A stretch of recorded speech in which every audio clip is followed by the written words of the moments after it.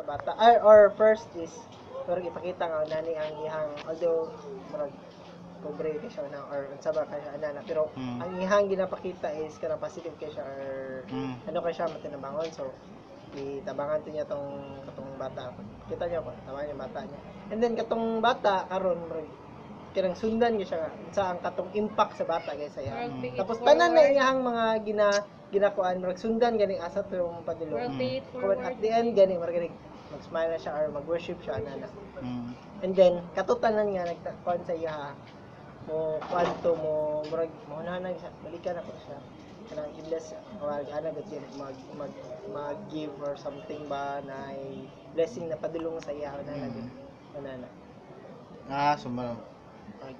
isa to tanan murag na first na murag padulong na sa ending murag kuan gyud pa closing Doon tingin siya niya ato pong isa nga yung kita mga malis ko dito niya doon murag at tuon nila siya kay nag-iisa lang siya dito niya nag-worship siya kay God na wala siya nag-expect pero padulong na dahil sa iya ang blessing na close na dahil pwede. No? Habang nag-worship siya motong mag-end na ang so pero padulong na sa iya Pwede. nag-impact na ang gusto niya hindi pambuhat